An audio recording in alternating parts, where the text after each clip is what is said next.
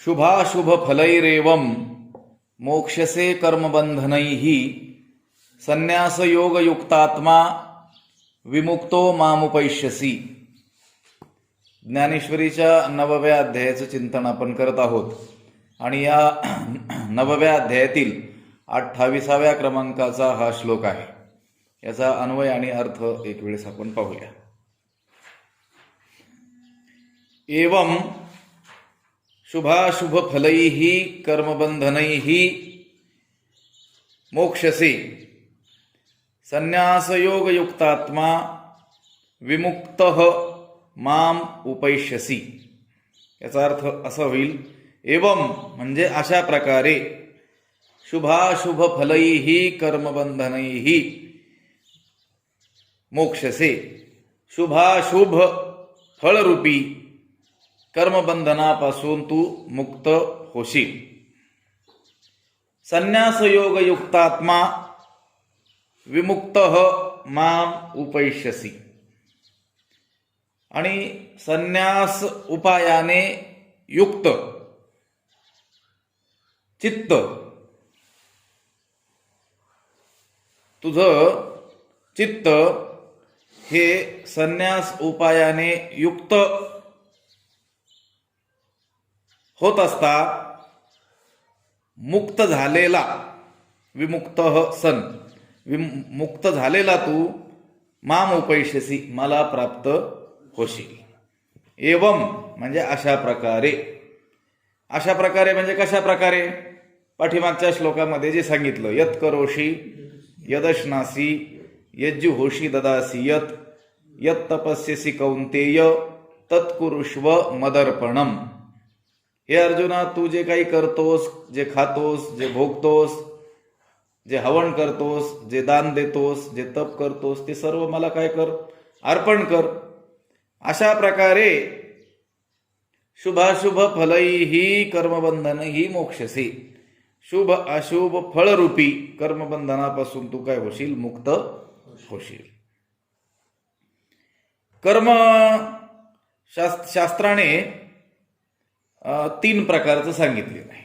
पापपुण्यात्मक म्हणजेच शुभ अशुभ रूप किंवा धर्माधर्मारूप जे कर्माचं जे फळ आहे ते शास्त्राने 3 प्रकारचं सांगितलेलं आहे. इष्ट, अनिष्ट आणि इष्टानिष्ट.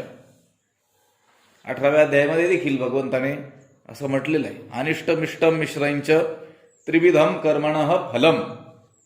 कर्माचं फळ हे या प्रकारे 3 प्रकारचं आहे. कोणतं कोणतं? इष्ट, अनिष्ट आणि इष्टानिष्ट. तसंच इथं जे म्हटलेलं आहे, शुभाशुभ फलैहि, जे तू आजपर्यंत कर्म केलेलं आहे आणि त्या कर्माचं शुभ अथवा अशुभ जे फळ तुला प्राप्त होणार आहे, त्यातून तू काय होशील? मोक्षसे, मुक्त होशील. पण कसं? एवं या प्रकारे कर्म केलं तर. कसं? मदर्पणम. पाठीमागच्या श्लोकात जे सांगितलेलं आहे, भगवद अर्पण बुद्धीने जर ते कर्म केलं तर त्या कर्माच्या फळापासून तू काय होशील?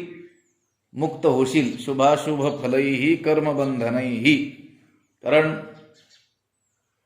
शुभ जरी फळ असेल अथवा अशुभ जरी असेल तरी ते काय आहे? बंधन निर्माण करण्यालाच काय आहे? कारणीभूत आहे.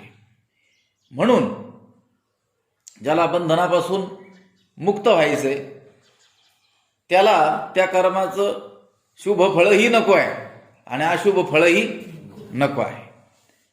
त्यापासून मुक्त व्हायचं असेल तर काय करावं लागेल? त्यांनी सांगितलं, मदर्पण भावाने ते कर्म करावं लागणार आहे. भगवद अर्पण बुद्धीनं ते कर्म करावं लागणार. म्हणून ते म्हणतात, एवं या प्रकारे शुभाशुभ फलैहि कर्मबंधनैहि मोक्षसे. शुभाशुभ फळरूपी कर्मबंधनापासून. कर्मबंधन कसं आहे? फलरूपी कर्मबंधन.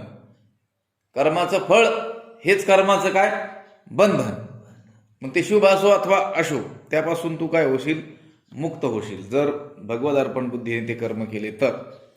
आणि या संन्यास योग युक्तात्मा म्हणजे संन्यास उपायाने चित्त तुझं युक्त होत जाता असं संन्यास हा काय आहे? उपाय आहे. आणि त्या संन्यास या उपायाने तुझं चित्त काय झालेलं असेल? युक्त झालेलं असेल तर तू काय होशील?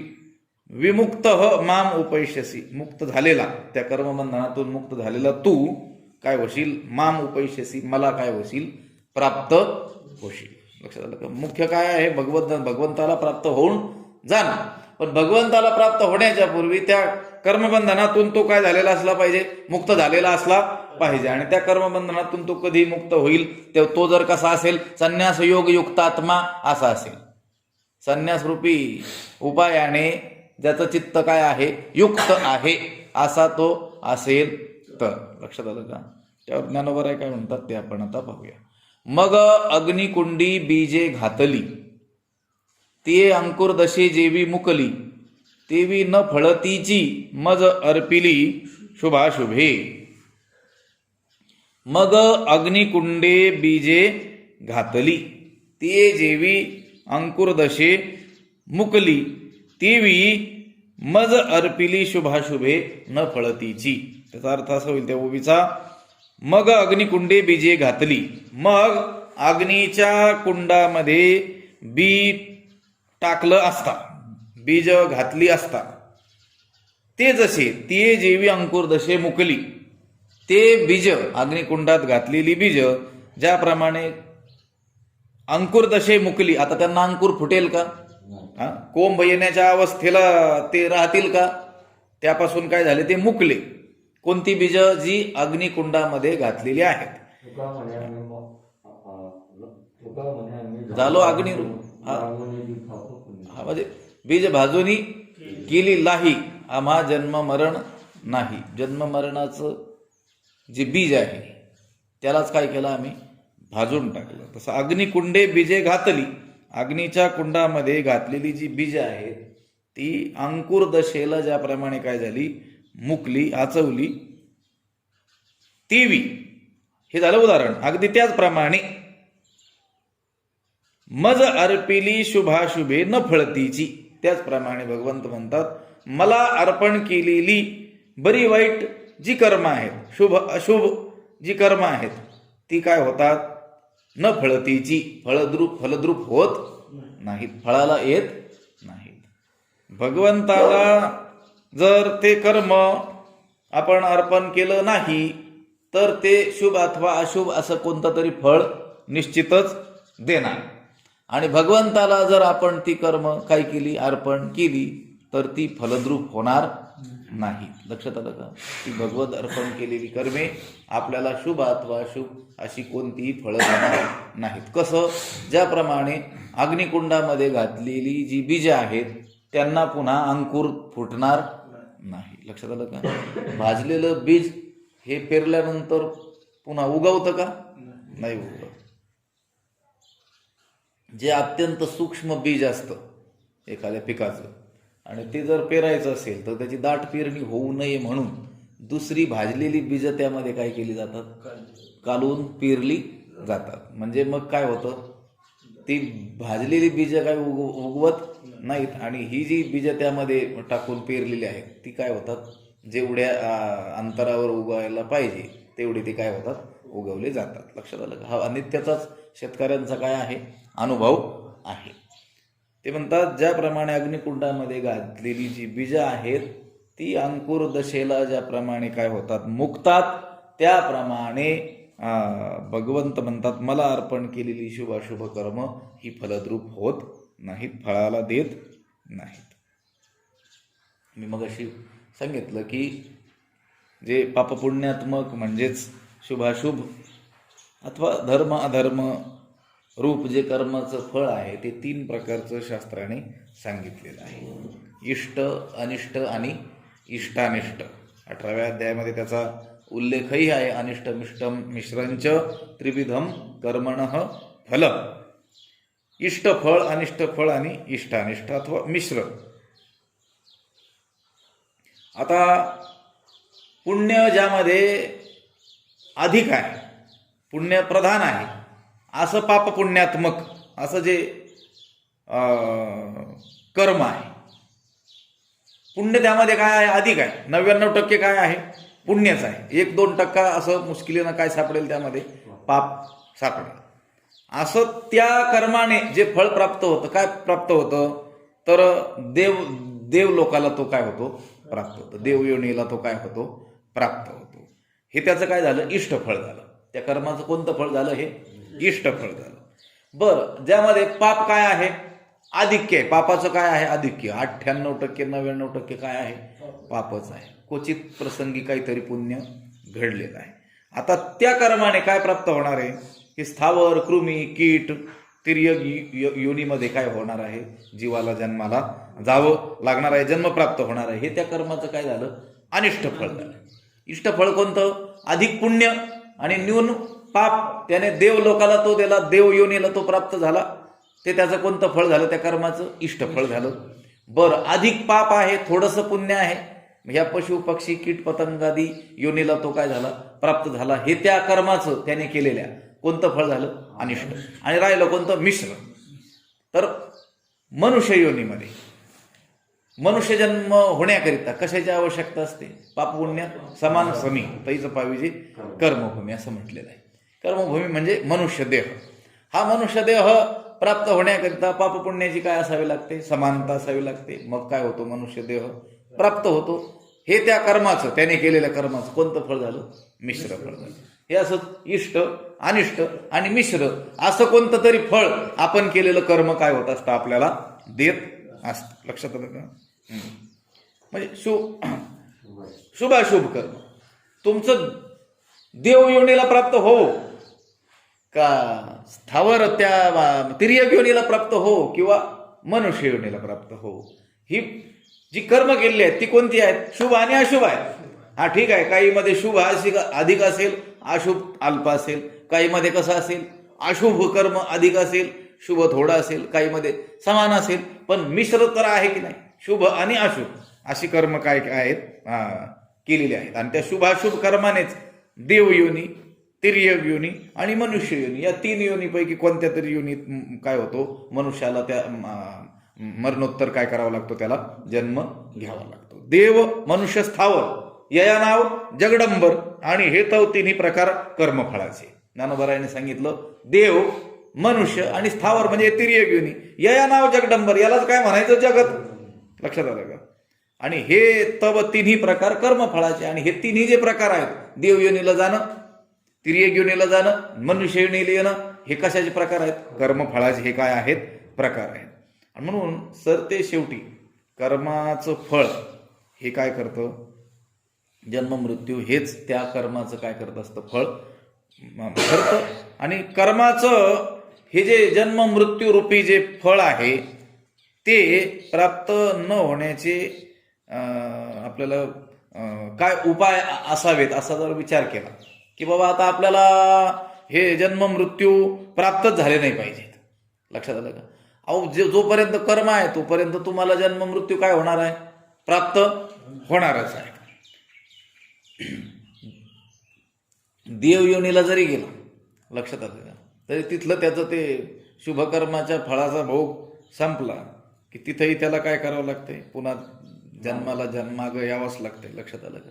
तिर्यक योनीत गेलेलं आहे पशु पक्षी कीट पतंग यांनाही काय आहे, जन्म मृत्यू आहेच आहे. जातस्यहि ध्रुवो मृत्यू, जन्माला आला की त्याला निश्चितच काय आहे, मृत्यू. मनुष्यालाही आपण अहन्य भूतानी रोज रोज लोक मेलेले आपण पाहतो, एक पाहत असा एकाची दहने. लक्षात आलं का? आपण एकमेकांना रोजच काय करतो आहोत, एकेकांना पाहतो आहोत. लक्षात आलं का? पण मग आता हे जन्म मृत्यू प्राप्तच न झाले पाहिजेत, याच्यासाठी काय उपाय, तर त्यासाठी 2 उपाय आपल्याला संभवतात, की अजिबातच कर्म करायचं नाही, हा एक उपाय. आणि दुसरा उपाय म्हणजे अशा हातोटीनं ते कर्म करायचं की ज्या योगे काय होणार नाही, कर्मफळच प्राप्त होणार नाही. कर्म भलेही करेल पण त्या कर्माचं काय प्राप्त होणार नाही, कर्मफळच प्राप्त होणार नाही. असे काय आहेत 2 उपाय. पण पहिला उपाय जो आहे ना, कर्मच न करणं, हा काही संभवू शकत नाही, कर्म होणारच. लक्षात आलं का? पहिला उपाय जो कर्म अजिबातच कर्म करायचं नाही, ही गोष्ट कशी आहे? असंभवनीय आहे आणि अव्यवहार्य आहे. ती व्यवहाराशी जुळतच नाही, ती संभवूच शकत नाही. कारण शरीराचे उपादान कारणच काय आहे? कर्म आहे. आणि कोणतेही कार्य आपल्या उपादान कारणाचा त्याग करू शकत नाही. घट जो आहे, घटाचं उपादान कारण काय? मृत्तिका. तो घट त्या मृत्तिकेचा त्याग करू शकतो का? तो घट राहील का? नाही. तसं या शरीराचं उपादान कारणच काय? कर्म. केले कर्म झाले, त्याची भोगा आले, उपजले मेले ऐसे किती. अवश्यमेव भोक्तव्यम कृतम कर्म शुभाशुभम ना भोक्तम क्षीयते कर्म कल्पकोटी शतैरपी. आगा कर्मे जे ते ती सुखदुःखी फळ आणि तया ते भोगा वया यावे देहा एका. तो जो देह आहे, ते जे शरीर आहे, तेच त्या कर्माचं काय आहे? फळ आहे. लक्षात आलं का? त्या शरीराचं उपादान कारणच ते काय आहे? कर्म आहे. मग त्या उपादान कारणाचा त्याग करून ते शरीर राहू शकतं का? कर्म केल्याशिवाय ते शरीर राहू शकत नाही. नाही कश्चित क्षणमपी जातो तिष्ठत्य कर्मकृत. तिसरा अध्याय आपण चिंतन करतच आहोत, तिथं विषय येणारच आहे पुढं. एक क्षणभर देखील मनुष्य कर्म केल्या वाचून राहू शकत नाही. जो प्रकृतीचे अधिष्ठान तो सांडी मांडी हे आज्ञा. लक्षात आलं? जे चेष्टा ते गुणाधीन अपैसे असे. जी चेष्टा म्हणजे जे कर्म, जी क्रिया, जी हालचाल ती गुणाधीन, त्या त्रिगुणांच्या काय आहे? अधीन आहे. ती काय आपल्या हातात आहे का कर्म करणं आणि न करणं? लक्षात आलं? ते याला अधिष्ठानच काय आहे? प्रकृतीचं आहे. त्यामुळं कर्म होतच राहणार आहे. न ही देहभृता शक्यम त्यक्तुम कर्माण्य शेषतः. देहधारी जे जीव आहेत त्यांना कर्माचा त्याग करणं काय नाही? शक्य नाही. लक्षात आलं का? फार मनुष्य काय करू शकेल? तर त्याच्या वर्णाश्रमाचा वाट्याला आलेलं जे कर्म आहे, कदाचित आळसापोटी, लक्षात आलं का, तो काय करेल? त्याचा त्याग करू शकेल. किंवा जी स्वाभाविक, ज्याला आपण व्यावहारिक जी कर्म म्हणतो, जी शेती आहे, व्यापार आहे, धंदा आहे, नोकरी, त्या कर्माचा काय करू शकेल? तो त्याग करू शकेल. पण मानसिक आणि स्वाभाविक म्हणजे खान पान निद्रा श्वासोच्छ्वास या कर्माचा तो त्याग करील का? त्याच्याकडून त्याग करणं सर्वथा शक्य नाही. सांगे श्रवणी ऐकावे ठेले की नेत्रीचे तेज गेले, हे नासारंध्र बुझाले परिमळून गे. त्या तिसऱ्या अध्यायातच वर्णन येईल की कानाने ऐकायचं थांबवलंय का? नाही थांबवलं. नेत्रीचे तेज गेले, नेत्राने पाहण्याचं थांबवलंय का? नासारंध्र बुझाले परिमळून गे. हे नाकाचे खड्डे काय बुजलेत का? म्हटले वास घ्यायचं थांबलेत ते नाही. ते होणारच आहे. म्हणजे आणि एखाद्या वेळेस आपण म्हटलं आता मी काही करत नाही, अहो काहीही न करणं हेही काय होणार आहे? कर्मच. लक्षात आलं? कारण उलट विहित कर्म न केल्याने काय लागणार? पाप लागणार. पापाचं फळ काय आहे? अधोगती आहे. लक्षात आलं का? असं सांगितलंय की ज्याप्रमाणे पक्षी गगनाचा त्याग करू शकतात का? बरं. जे प्राणी आहेत ते या भूतालाचा त्याग करू शकतात का? नाही करू शकत. त्याप्रमाणे पूर्वानुक्रम जे प्राप्त झालेलं जे देह आहे, त्या देहाचा अवसान होईपर्यंत मनुष्याकडून कर्माचा त्याग होणं सर्वस्वी शक्य नाही, संभवनीय नाही. आणि दुसरी गोष्ट जी सांगितली होती की बाबा आता हे जन्म मृत्यूत प्राप्त नाही झाले पाहिजे, तर पहिली गोष्ट काय? कर्मच करायचं नाही अजिबात. पण ते काही शक्य नाही. दुसरी गोष्ट सांगितली. दुसरी गोष्ट काय आहे की बाबा ते कर्म अशा रीतीनं करायचं की त्याचं फळ आपल्याला लागलं नाही पाहिजे. कर्म भले आपल्याला करावं लागलं तरी हरकत नाही. मग दुसरी गोष्ट काय आहे? तर दुसरी गोष्ट आहे ते भगवदार्पण बुद्धीनं करायचं. लक्षात आलं का? मी करतो असं म्हणून ते करायचं नाही. ते भगवंतासाठीच म्हणून ते काय करायचं आहे? कर्म करायचं आहे. त्यावेळेस त्या कर्मापासून आपल्याला बंधन प्राप्त होणार नाही, त्याचं फळ आपल्याला भोगावं लागणार नाही. कसं? ह्या ओबीमध्ये उदाहरण दिले. मग अग्निकुंडे बीजे घातली. लक्षात आलं का? ते अंकुरदशी जेवी मुकली, ती न फळतीची मज अर्पिली शुभाशुभे. ज्याप्रमाणे अग्निकुंडात बीज घातली तर ती अंकुराच्या अवस्थेला ज्याप्रमाणे प्राप्त होत नाहीत, मुक्तात, त्याप्रमाणे मला अर्पण केलेली कर्मे चांगली किंवा वाईट या रूपाने फळच देत नाहीत. शुभाशुभ ही फळं ते देणार नाहीत. विधी ते पाळीत, निषेधा ते गाळीत, मज देऊन जाळीत कर्म फळे. 12व्या अध्यायात वर्णन येईल. मला त्याने हे कर्म देऊन काय केली? कर्म फळं जाळूनच टाकली. आता जाळून टाकली तर प्राप्त होण्याचं काही कारणच नाही. लक्षात आलं? विधीचं पालन केलं, निषिद्ध ज्या गोष्टी होत्या त्यांचा त्याने काय केला? त्याग केला. पण जी कर्म केली ती कर्माची फळं त्यांनी काय केली? मला देऊन टाकली. लक्षात आलं का? मज देऊन जाळीत कर्मफळे. ते कर्मच काय केले? मला कर्म अर्पण करून टाकले आणि त्या फळापासून तो मुकला. बीज भाजून केली नाही आमा जन्म मरण नाही. तेवी न फळतीची मज अर्पिली शुभाशुभे. त्याप्रमाणे त्याने ती मला अर्पण जे केलेली जी शुभाशुभ कर्म आहेत ती चांगल्या वाईट या रूपाने फळच आता देणार नाहीत. आणि कर्म भगवंताला अर्पण केल्याने जीव हा कर्मबंधनापासून काय होतो, मुक्त होतो. वस्तुतः हा जो जीवात्मा आहे तो कर्माचा काही नाही आहे, करताच नाही आहे. लक्षात आलं का? तो जीवात्मा म्हणजे परमात्म्याशी अभिन्न असलेलं ते चेतन तत्व, तो करता आहे का? नाही. भगवंत जसा अकर्ता आहे, अभोक्ता आहे, तसाच हा जीव. कोठे जीव निराळा तुका म्हणे कैसी किव. लक्षात आलं का? हा जीव देखील त्या परमात्मा तत्वापासून वेगळा कुठं आहे, तो वेगळा मानतो, ही गोष्ट वेगळी. लक्षात आलं? त्याने स्वतःला परमात्मा स्वरूपापासून आपण वेगळे आहोत, मी या कर्माचा करता आहे, मी या फलाचा भोगता आहे असं मानलेलं जरी असलं तरी त्याच्या मान्यतेवर थोडंच अवलंबून आहे.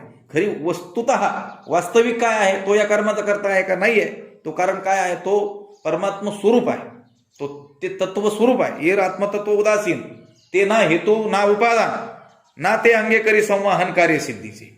ते हेतू नाही, उपादानही नाही, आणि ते कार्यसिद्धीचं संवाहनही अंगे ते तत्व करत नाही. लक्षात आलं का? सर्व व्यावहारिक कर्म आणि शास्त्रीय कर्म ही त्या देह इंद्रिय मन यांच्याकडून होत असतात. पण देहेंद्रिय अभिमानी जो पुरुष आहे, कर्म कोणाकडून होत असतात? शास्त्रीय कर्म व्यावहारिक कर्म कोणाकडून? देह इंद्रिय मन यांच्याकडून होतात. कोणाकोणाकडून? देहाकडून होतात, इंद्रियाकडून होतात आणि मनाकडून होतात. पण या देह इंद्रिय मनाचा अभिमान ज्याने धारण केलेला आहे, लक्षात आलं का? मीच देह आहे असा अभिमान ज्याने धारण केलेला आहे, तो काय म्हणतोय? कर्म कोण करतोय? मी. करतोय कोण? ते देह इंद्रिय मन म्हणजे प्रकृतीचे. लक्षात आलं का? प्रकृती करी कर्मे ती म्या केली म्हणे भ्रमे. प्रकृती कर्मे करते आणि तो काय म्हणतो? भ्रमाने मी कर्म करतो आहे. लक्षात आलं का? पण देह इंद्रिय अभिमानी जो पुरुष आहे तो ह्या सर्व कर्मांचा करता कोण आहे? मीच आहे असं म्हणतो. आणि काय होतो? बंधनाला काय होतो? प्राप्त होतो. प्रकृती क्रियमाणानी गुणही कर्माणी सर्वश अहंकार विमूढ आत्मा करता अहमिती मन्यते. मी करता आहे असंच काय करतो तो म्हणतो. नाथ महाराजांनी एक उदाहरण दिलेलं आहे. जो न करताची चोरी, ज्याने स्वतः चोरी केलेली नाही आहे, त्या चोरीशी काही संबंध नाही, पण संशयाने संशयित म्हणून त्या राजाच्या सेवकाने त्याला राजदरबारामध्ये हजर केलं. त्याने अजिबात चोरी केली नाही, त्या चोरीचा त्याचा काडी मात्र संबंध नाही, पण संशयित म्हणून त्याला उभं केलेलं असताना जो न करिताची चोरी मी चोर म्हणे राजद्वारी, आणि राजद्वारी त्या भीतीपोटी काय म्हटला? मी काय आहे? चोर आहे. मग तो मारी जे लहान थोरी तैशा परी जड जीवा. तो काय लहान थोराकडून काय केलं जातं? त्याला मारलं जातं. कारण तो काय म्हटला? मी चोर आहे. होता का तो चोर? नाही. पण काय म्हटलं? मी चोर आहे. तर त्याला त्या सगळं लहान थोर लोकांनी काय केलं? त्याला मारलं. लक्षात आलं का? तशी गोष्ट आहे. देखी पुढीलाचे ओझे, आपण नेहमी म्हणतो हे ओबी. लक्षात आलं का? आपल्या माथा हे जे तरी सांगे कानदाटीचे धनोद्धारा. लक्षात आलं का? तैशी शुभाशुभे कर्मे जे निपजती प्रकृती धर्मे ते मूर्ख मती भ्रमे मी करता म्हणे. लक्षात आलं का? पुढीलाचे ओझे आपल्या माथा घ्यायचे. पुढच्याचं ओझा आपल्या डोक्यावर घेतल्यानंतर हे अर्जुना भगवंत म्हणतात कानदाटीचे का थकून जाणार नाही? लक्षात आलं का? त्याचं मस्तक का गळून जाणार नाही? लक्षात आलं का? त्याप्रमाणे तैशी शुभाशुभे कर्मे, शुभ अथवा अशुभ कर्म आहे जी निपजती प्रकृती धर्मे, प्रकृती धर्माने जी निपजले गेलेली शुभाशुभ जी कर्मे आहेत त्या कर्मांना मूर्ख जो आहे मतिभ्रमे, त्या भ्रमामुळं, मतिभ्रमामुळं काय म्हणतो? मी करता म्हणे. मग करता म्हणे तर भोगा. मग लक्षात आलं का? मग भोगावं लागणारच आहे. लक्षात आलं का? पण हा कर्तृत्वाचा अभिमान जो आहे त्या कर्तृत्वाभिमानाचा त्याग करून त्या कर्तृत्वाभिमानाने रहित होऊन जर ती कर्मे भगवंताला काय केली? अर्पण केली. लक्षात आलं का? कर्तृत्वाचाही अभिमान धारण केला नाही आणि त्या कर्मफळावरती देखील नजर ठेवली नाही, दृष्टी ठेवली नाही. लक्षात आलं का? आपल्या वाट्याला हे कर्म आलेलं आहे म्हणून कर्तव्य भावनेनं ते केलं. लक्षात आलं का? आणि ते भगवत अर्पण बुद्धीनं केलं. त्याची फळं कर्मच कोणाला अर्पण करून टाकली? त्या भगवंताला अर्पण करून टाकली. तर मग ती काय होत नाहीत, बाधक होत नाहीत, त्याची फळं आपल्याला भोगावी लागत नाहीत. कशी? मग अग्निकुंडे बीजे घातली, ते अंकुर दशे जेवी मुकली, तेवी न फळतीची मजार पिली, शुभाशुभे आगा कर्मे जे उरावे, ते तीही सुखदुःखी फळावे, आणि तया ते भोगावया यावे देहा एका. आगा म्हणजे अरे अर्जुना, जे कर्मी उरावे, जेव्हा कर्म शिल्लक राहतात, तीही सुखदुःखी फळावे, तेव्हा ती जी कर्म आहेत शिल्लक राहिलेली सुखदुःख रूपी फळाला काय होतात? येतात, फळतात, आणि तया ते भोगावया यावे तया ते भोगावया एका देहा यावे, आणि मग ती फळं भोगण्याकरिता जीवाला कोणत्या तरी एका देहाला जन्माला यावं लागतं. जे कर्मी उरावे, जेव्हा कर्मांनी शिल्लक राहावे, म्हणजे ज्यावेळी कर्म भोग देण्याकरिता काय होतात? शिल्लक राहतात. शास्त्रीय म्हणजे श्रौत कर्म, स्मार्त कर्म, विहित, निषिद्ध असे काय आहेत? 2 प्रकारचे आहेत. श्रौत स्मार्त कर्म हे विहित आणि निषिद्ध अशा 2 प्रकारचे आहेत. श्रुती स्मृती रूप जे शास्त्र आहे, त्या शास्त्राने जे करावं, हे कर्म तू केलं पाहिजेस, त्या ज्या कर्माचं करण्यासाठी आपल्याला काय केलेलं आहे? विधान केलेलं आहे, ते काय आहेत? विहित कर्म. आणि हे तू करू नकोस असा प्रत्यय ज्या कर्मांसाठी केलेला आहे त्या कर्मांना काय म्हणतात? निषिद्ध कर्म असं म्हणत असतात. आता निषिद्ध कर्म केल्याने काय लागतं? पाप लागतं. आणि विहित कर्माने काय होतं? फळ, आपल्याला शुभ फळ काय होतं? प्राप्त होतं. त्या विहित कर्माचे पुन्हा काय केले? प्रकार केले आहेत. नित्य कर्म, नैमित्तिक कर्म, काम्य कर्म आणि प्रायश्चित्त कर्म. या विचारसागरामध्ये हा काहीसा भाग आपण पूर्वी पाहिला होता. हा विचार येऊन गेलेला आहे तिथे. लक्षात आलं का? अशी काय आहेत? वेगवेगळे भेद आहे. आता ही जी सर्व जी कर्म आहेत, या सर्व कर्मामध्ये ते म्हणतात की आगा कर्मी जय उरावे, जेव्हा कर्म काय होतात? शेष राहतात, शिल्लक राहतात, त्यावेळेस ती काय होतात? सुखदुःख रूपी फळाला येतात. लक्षात आलं? कर्म शेष राहिलं की ते फळ घेऊन आलंच समजायचं. लक्षात आलं का? निष्फळ ते काय होत नाही. आणि मग ते फळ प्राप्त करून देण्यासाठी ज्यावेळेस ते कर्म येतं, किंवा फलरूपानेच ते कर्म ज्यावेळेस आपल्या पुढे येतं, तर ते फळ भोगण्याकरिता त्या जीवाला पुन्हा काय करावं लागतं? देहधारण करावा लागतो. त्या कर्माच्या फळानुसार त्याला काय होतं? देहधारण करावा लागतो. आता त्याचं समजा पुण्य अधिक असेल, पाप अतिशय नगण्य असेल, न्यून असेल, आता ते पुण्य रूप कर्म जे आहे, पापपुण्य रूप जे कर्म आहे, ते काय होणार आहे? फळ द्यायला प्राप्त होणार आहे. फळ देणार. कोणतं फळ देणार? स्वर्गफळ. आता ते फळ भोगण्याकरिता त्याला देह धारण करावं लागेल. कोणता? देवाचा देह धारण करावं लागेल. लक्षात आलं का? त्याचं पाप अधिक आहे आणि पुण्य काय आहे? थोडंसं न्यून आहे, अतिशय अल्प आहे. आता ते काय फळ द्यायला त्याला प्राप्त होणार? या तिर्यक योनीत जे दुःख आहे ते फळ, ते दुःखरूपी फळ त्याला प्राप्त करून ते कर्म देत आहे, ते भोगण्याकरिता त्याला पुन्हा या पशुपक्ष्यांचा देह काय करावा लागतो? धारण करावं लागणार. आणि मिश्र जे आहे, समान जे आहे, पापपुण्य समान जे आहे, आता ते या मनुष्य योनीमध्ये आल्यानंतर जी सुखदुःख रूप जी फळं आहे ती त्याला प्राप्त करून देण्यासाठी आलेली आहे. तर मग ती भोगण्याकरिता आता त्याला काय करावं लागते?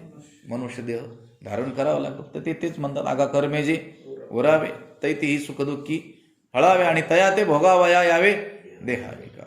बरं, मग अशी श्लोकही सांगितलं. अवश्यमेव भोक्तव्यम कृतम कर्म शुभाशुभम. शुभाशुभम कृतम कर्म, शुभ आणि अशुभ अशा रीतीचं जे केलेलं कर्म आहे ते अवश्यमेव भोक्तव्यम, अवश्यच भोगावंच लागतंच. लक्षात आलं का? आपण जे शुभ अथवा अशुभ जे काही कर्म केलेलं आहे ते आपल्याला भोगावंच लागतंच.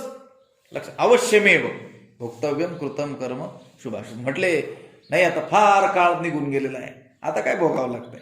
ते म्हटले नाही, ना भुक्तम क्षीयते कर्म, अभुक्तम कर्म न क्षीयते. ज्या फळाचा भोग घेतला गेला नाही असं जे कर्म आहे, कर्मफळ जे आहे ते कल्पकोटी शतैरपी, शेकडो कल्प, कोट्यावधी कल्प, शेकडो वेळेस गेले. लक्षात, कोट्यावधी कल्प शेकडो वेळेस गेले तरी देखील ते नष्ट होत. म्हटलं नाही नाही, ती चोरी केलेला आता फार 12 वर्ष झाले, आता काय सापडते नाही, 12 नाही 24 वर्षांनी होईना ते फळ भोगावं लागणार. तुम्ही काही गोष्टी वाचत आहे बाहेरच्या, त्याच्यातूनही आपल्याला बराचसा लाभ होतो. शास्त्र जे सांगतंय त्याचे जे सिद्धांत आहे त्या गोष्टी समजून घ्यायला बऱ्याच वेळेस या व्यावहारिक गोष्टींची काय होते, मदत होते. काही लोकांनी खून केलेला पळून गेले, त्या फाईलही काय झाल्या, बंद झाल्या. लक्षात आलं का? 25-25, 30-30 वर्षांनी शोध लागलेले आहेत. किती वर्षाने? त्याच्या तारुण्यात त्याने एखाद्याचं हत्या केली ना, तर म्हातारपणी ते सापडून त्यांना काय झाली शिक्षा. आता ती शिक्षा भोगण्या इतकी दिवसही त्यांची शिल्लक राहिलेली नाही. लक्षात आलं का? पण तरी देखील शिक्षा झालेलीच आहे. मग हे जर या लोकांमध्ये घडताना आपल्याला दिसतंय, लक्षात आलं का? या व्यवहारामध्ये जर घडताना हे दिसतंय की बाबा की कोणताही तुम्ही गुन्हा केलेला असेल तर तो तुम्हाला शिक्षा दिल्याशिवाय राहूच शकत नाही. लक्षात आलं का? असं एक म्हण देखील आहे. काय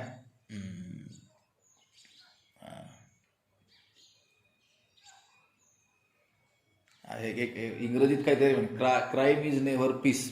म्हणजे तुम्ही जर गुन्हा केलेला असेल तर तुम्हाला ते शांती प्राप्त करून कधी देऊ शकत नाही. लक्षात आलं का? आणि असं म्हणतात ते पोलीस लोकांच्या त्या शास्त्रामध्ये की परफेक्ट क्राईम असा जगात नसतोच.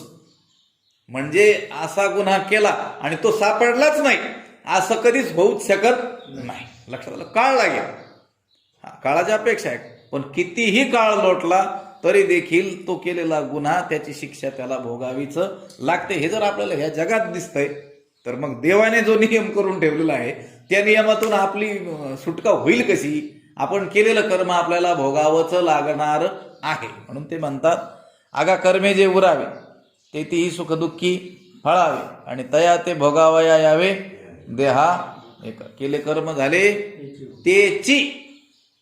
तेच कर्म भोगा आले. लक्षात. आता आपल्याला जे भोग प्राप्त होत आहेत ना ते आपण केलेले कर्मच भोगायला आलेले आहेत. लक्षात. आपण आपल्याला सुखस्य दुःखस्य न कोपी दाता परो ददाती ती कुबुद्धिरेषा अहंकरो मी ती वृथाभिमानः स्वकर्म सूत्रे ग्रथितोही लोकः. महाभारतामध्ये असा एक श्लोक आलेला आहे की सुखस्य दुःखस्य न कोपी दाता. आपल्याला जे प्राप्त होणारं जे सुख अथवा दुःख आहे हे सुख दुःख देणारा दुसरा कोणी नाहीये. याच्यापासून सुख झालं, याच्यापासून दुःख झालं हे असं आपण म्हणायचं नाहीये. दुसरा कोणी दाता नाहीये. सुखस्य दुःखस्य न कोपी दाता परो ददाती ती कुबुद्धिरेषा. आणि दुसरा मला सुख देतोय आणि दुसरा मला दुःख देतोय असं म्हणणं म्हणजे ही सुबुद्धी नाही, कुबुद्धी आहे. एषा कुबुद्धी. लक्षात आलं का? ही काय आहे? त्याची कुबुद्धी आहे, दुर्बुद्धी आहे. अहंकरो मी ती वृथाभिमान. आणि मी हे करतोय म्हणून हे होत आहे, हा तुझा काय आहे? अभिमान आहे, वृथा, फुकट आहे. लक्षात आलं का? फुकटच. आमचे स्वामीजी म्हणत असतात, त्यांचा शब्द असतो नेहमी, एखाद्याने हे मी केलं असं म्हटलं की स्वामी म्हणतात फुकटच. म्हणजे फुकटच अहंकार काय करतो तू बाळगतो. वृथाभिमान. अहंकरो मी ती वृथा अभिमान. मी करतो हा काय आहे? वृथा अभिमान आहे, फुकटचा अभिमान आहे. लक्षात आलं का? मग काय आहे हे सगळं? हे जे प्राप्त होतंय स्वकर्म सूत्रे ग्रथितोही लोका. आपण स्वकर्म सूत्र. लक्षात आलं का? आपणच पूर्वी केलेली जी कर्म तीच आत्ता आपल्याला सुख अथवा दुःख या रूपाने भोगायला आलेली आहेत. आणि ती जी भोगायला आलेली सुख दुःख ही जी फळं आहेत ती भोगण्याकरिताच आपल्याला काय करावं लागलेलं आहे? देह धारण करावा लागलेला आहे. तो करावाच लागतो. आगा कर्मे जे उरावे तैती ही सुख दुःखी फळावे आणि तया ते भोगावया यावे देहा एका. अहो म्हटले मग आता ती कर्म उरली तर ती दुःख या रूपाने फळाला येतात आणि ती फळं भोगण्याकरता कोणत्या तरी एखाद्या ह्याला यावंच लागतं असा काय आहे? नियम आहे. पण आम्हाला तर त्या ह्याला यायचंच नाही ना. मग त्यांनी सांगितलं मग उरूच देऊ नका ना. लक्षात आलं? मी करतो असं अभिमान कशाला धारण करता? तू करतो म्हटल्यानंतर तुझ्या खात्यावर जमा होणार. ऑनलाईन कारभार आहे सगळं. लक्षात आलं?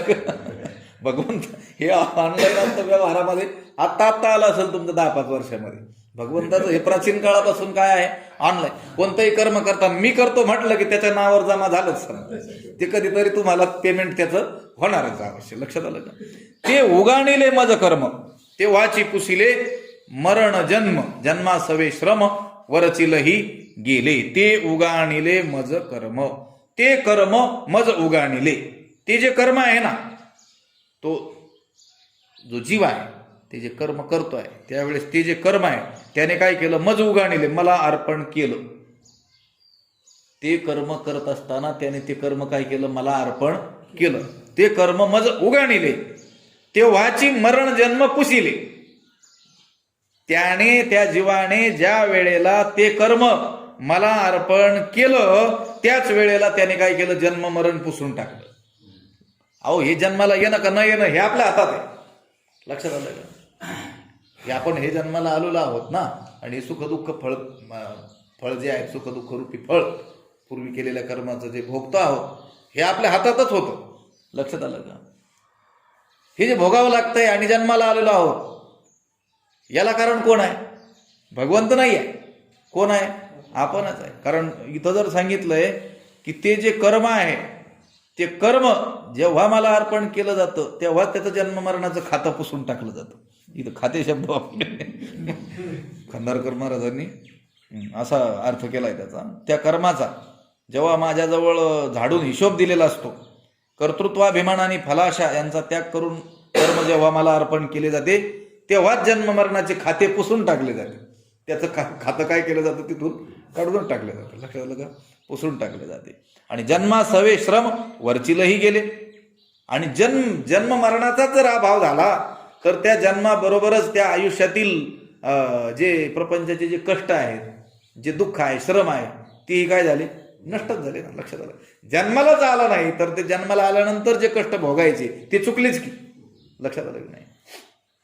कधी? ते उगाणिले मज कर्म, ते कर्म मज उगाणिले. ते कर्म ज्यावेळेस मला काय केलं जातं, अर्पण केलं जातं. कर्म भगवंताला अर्पण करण्यामध्ये ते क्रियमान रूपाने भोग देण्यास शिल्लक राहत नाही. येणे फलत्यागी सांडे ते ते कर्म न विरुडे एकची वेळे वेळू झाडे वांझे जैसी तैसी येण्याची शरीरा येणे सरे किंबहुना येरधारे चिरापडे. 12व्या अध्यायामध्ये ह्या 2 ओव्या आलेल्या आहेत. त्यांनी उदाहरण दिलेलं आहे. एकच वेळे वेळू झाडे वांझे जैसी. वेळूचं झाड एकाच वेळेस फळ देऊन ते काय होऊन जातं, नष्ट होऊन जातं. कशाचं? बांबूचं. लक्षात आलं का?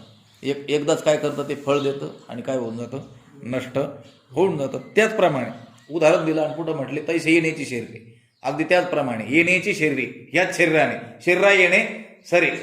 पुन्हा नवीन शरीराला येण्याचं काय करून टाकायचं, सरून टाकायचं. कुठं? याच शरीरामध्ये, याच शरीराच्या माध्यमातून. आता आपण जन्माला आलो ना, आता हे मानवी देह आपल्याला प्राप्त आहे ना, याच्यामध्ये भगवत प्राप्तीची योग्यता आपल्याला दिलेली आहे की नाही? सच्चिदानंद पदवी घेणे असं म्हटलेलं आहे ना. सच्चिदानंद पदवी घेण्याचा अधिकार या नारायणाने या देहामध्ये दिलेला आहे ना. तर मग या शरीरात येऊन काय करायचं? शरीरा येणे सरे. पुढच्या अनेक अनंत जन्म जी घ्यावी लागतात ती काय करायची? आपण सरून टाकायची. लक्ष किंबहुना येरधारे चिरापडे. त्या येरधारेवर काय करायचा? दगड टाकायचा. लक्षात आलं का? हे सर्व काय आहे, आपल्या हातातच आहे. पण काय करावं लागेल? ते कर्म मज उगाणिले. त्या कर्माचं काय करावं लागेल? देवाजवळ काय करावं लागेल? झाडून काय करावं लागेल? हिशोब द्यावा लागेल. देवाला काय करावं लागेल? ते अर्पण करावं लागेल. लक्षात आलं? मत्कर्म कृन.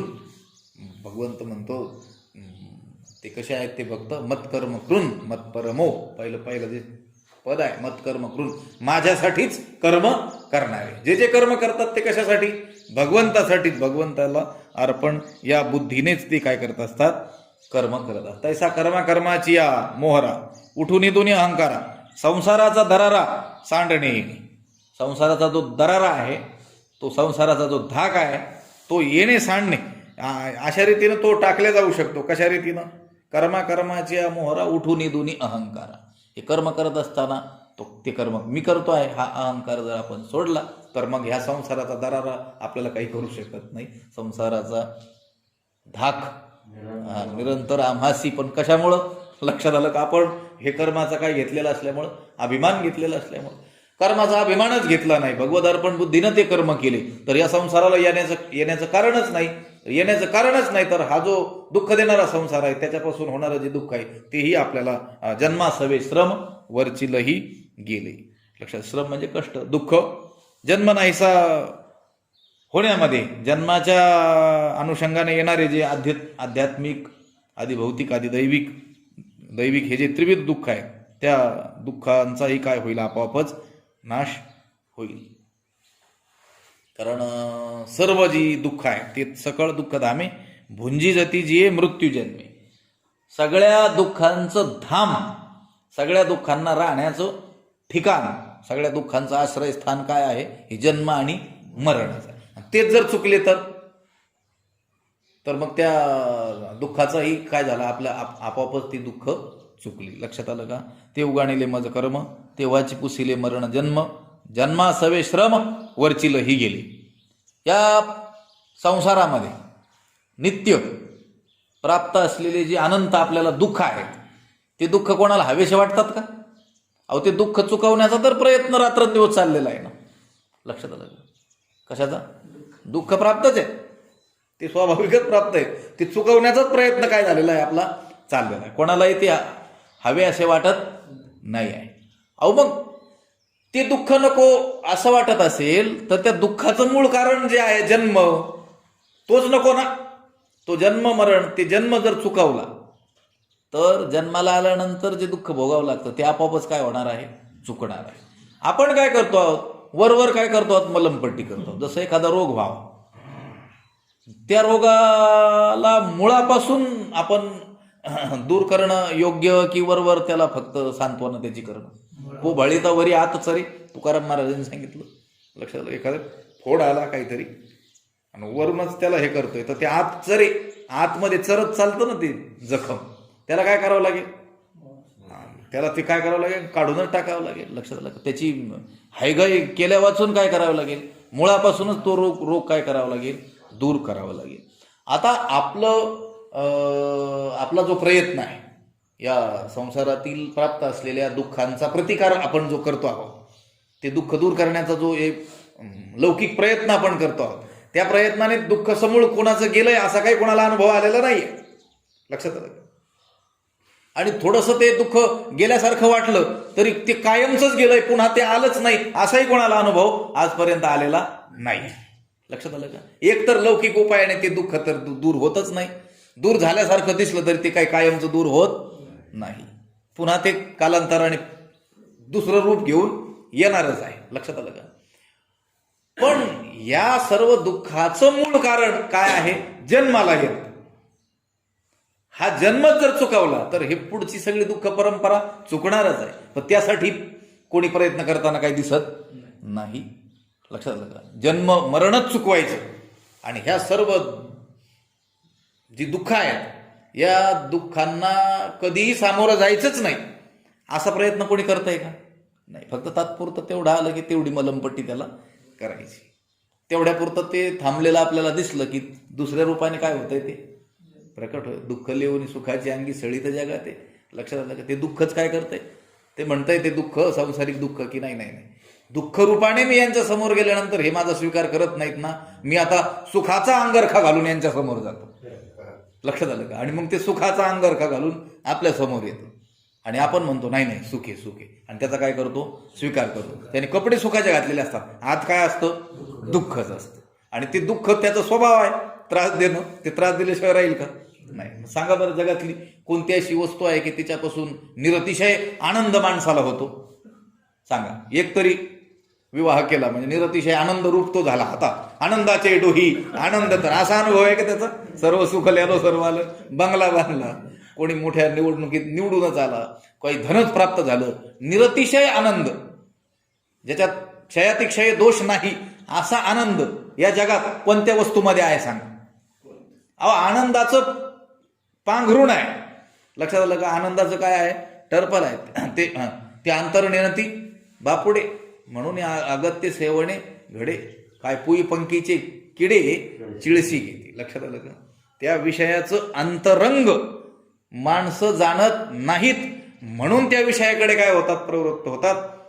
आणि ते विषय मात्र कसे असतात, आकर्षक असतात. आणि इंद्रिय बहिर्मुख. झालं, गट्टी जमलीच. लक्षात आलं का? इंद्रिय आत काय पाहणारे नाहीत. इंद्रिय परांची खाणी व्यतृणात स्वयंभू. लक्षात, परांग पश्यती नांतरात्मन. इंद्रियच अशी बनवली की ते कुठं दावे त्यांची बाहेर. आणि विषय असे आहेत की ते कसे आहेत, आकर्षक. मग जमलंच. लक्षात आलं, या विषया वाचून काही आणि सर्वथा रम्य ऐसा स्वभावाची पाही. इंद्रियांचा त्यांचा स्वभावच असा आहे की विषयाशिवाय जगात काहीच चांगलं नाही. देव सुद्धा चांगला नाही, संत नाही, ग्रंथ नाही. लक्षात आलं का? काय आवडतो? विषयच आवडतो.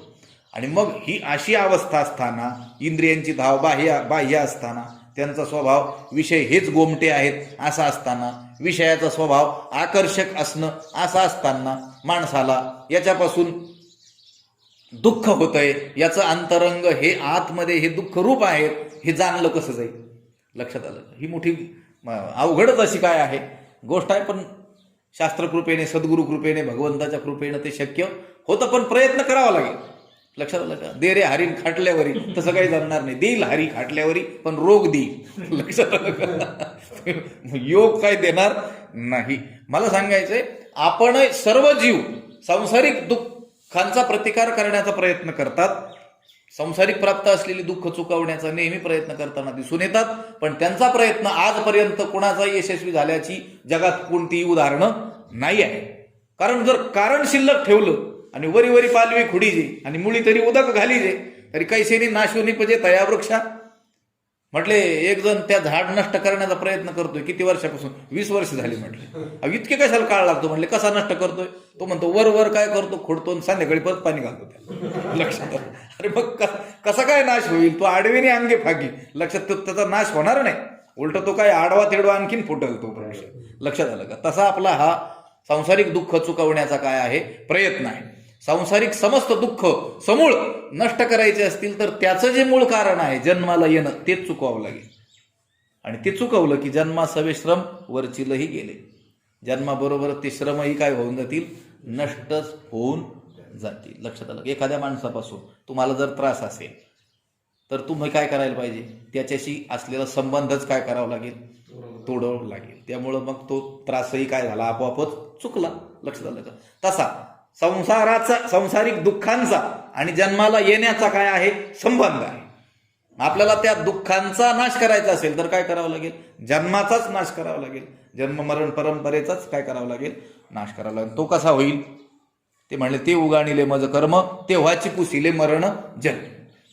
त्यांनी ते कर्म ज्यावेळेस मला अर्पण केले, झाडून त्या कर्माचा हिशोब मला देऊन टाकला. कर्तृत्वाचा अभिमान ठेवला नाही आणि फळाची आशाही ठेवली नाही. त्याचबरोबर त्यांनी जन्म मरणाचं खातं काय करून टाकलं, पुसूनच टाकलं. आणि जन्म मरणाचा अभाव झाला की जन्माबरोबर आयुष्यातील जे वरकड प्रपंचाचे जे कष्ट तेही काय होतात, नष्ट होतात. म्हणून हे असं सगळं होतंय. म्हणून अर्जुना या परी पाहेचा वेळून वेल भारी, हे संन्यास युक्ती सोपारी दिधली तुझ. हे म्हणून अर्जुना या परी, याप्रमाणे म्हणजे हे कर्मरहित होण्याची ही जी काय आहे, हे सोपारी संन्यास युक्ती, ही सोपी कर्मफल त्यागाची युक्ती तुला मी काय केलेली आहे, तुला दिली. हे अर्जुना, मी तुला युक्ती दिली. लक्षात आलं का? आयडिया. तुम्ही चांगलं पीक आणलं, काय आयडिया केली म्हणतात, काय युक्ती केली बाबा. लक्षात आलं का? युक्तीच महत्वाची ना. शक्तीपेक्षा युक्तीच काय आहे, महत्वाच्या व्यवहारामध्ये सुद्धा. भगवंत म्हणतात, मी तुला ही एक युक्ती दिलेली आहे. कशाची? ही कर्मफल त्यागाची काय केलेली युक्ती तुला मी सांगितलेली आहे. संन्यास युक्ती, ही कर्मफळ त्यागाची युक्ती. पण कशी? सोपी युक्ती. लक्षात आलं? आता आपल्याला काय, जसं आश्रम धर्माप्रमाणे जो संन्यास धर्म आहे, तो गृहस्थ्यांना करणं शक्य आहे का? लक्षात आलं का? त्याला 4 दिवस आळंदीला जाणं शक्य होत नाही. लक्षात आलं का? 15 दिवस वारीला जाणं काय होत नाही, शक्य होत नाही. आता त्याच्याने ते आश्रम धर्माचा जो संन्यास आहे तो स्वीकारणं शक्य होईल का? त्याच्यासाठी काय, यद हरेव विरजेत तद हरेव प्रव्रजेत, अत्यंत वैराग्य अंतकरणामध्ये असावं लागतं. त्यावेळेस तो त्या संन्यास धर्मामध्ये टिकू शकतो. लक्षात आलं का? पण मग सोपी युक्ती जर आपल्याला दिली तर घर बसल्या आपल्याला त्या संन्यासाचं फळ प्राप्त होऊ शकत असेल तर मग काय कठीण आहे. लक्षात आलं का? युक्तीनं मोठी मोठी कामंही काय होतात, शक्य होतात. आता ही गाडी आहे, पंक्चर झाली, ती ऊसाची गाडी भरते, काही त्याचं टायर, तर 1000 माणसं आले उचलायला तरी उचलणं शक्य होईल का ते? पण त्याचा तो जॅक लावला त्याला तर तो बरोबर त्या युक्तीनं काय करणार, त्याला उचलणार ना. लक्षात आलं का? तसं ही सोपारी संन्यास युक्ती, ही सोपी कर्मफल त्यागाची जी युक्ती आहे ही तुला मी सांगितलेली आहे. ही अशा रीतीनं यत्करुषी यदश्नासी यज्जुहोशी ददासी यत तपस्सी कौंतेय तत्कुरुष्व मदर्पण, मला ते काय करून टाक, अर्पण करून टाक. म्हणून अर्जुना या परी हे सोपारी संन्यास युक्ती तुझ दिली. पाहेचा वेळू भारी नव्हेल, पाहेचा वेळू उद्या पाहू. लक्षात आलं का? काय करू? उद्या पाहू.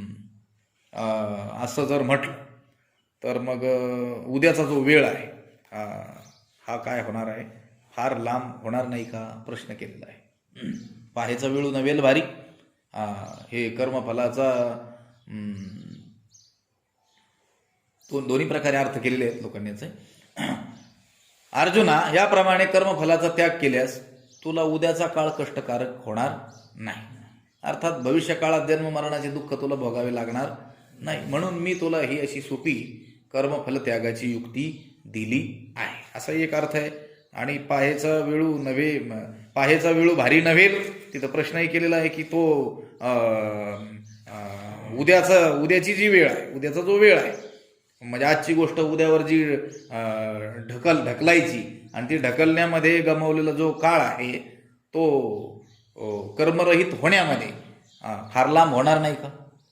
उद्या करू असं जे आपण दीर्घसूत्री विनश्यती, नंतर करू नंतर पाहू असं म्हणणाऱ्याचा काय होऊन जातो, विनाश होऊन जातो, असं सांगितलेलं आहे. म्हणून कल करेसो आज, आज करेसो अभि. लक्षात आलं का? उद्या करायचं ते आज आणि आज करायचं ते आत्ता. लक्षात आलं का?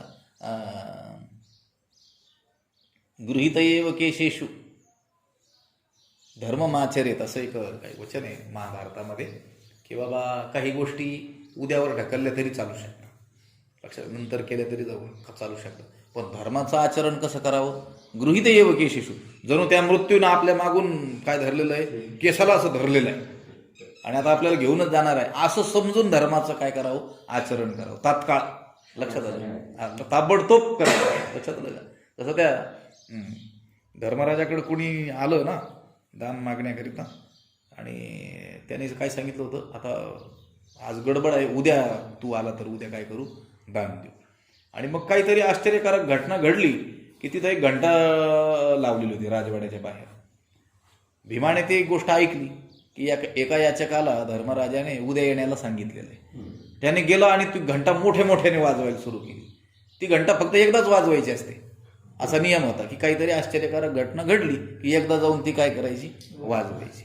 भीमाने हे धर्मराजाचं बोलणं ऐकलं, याचकाचं आणि धर्मराजाचं, की धर्मराजाने सांगितलं आज माझ्या मागं गडबड आहे, उद्या तू ये, तुला मी काय करील, दान देईल.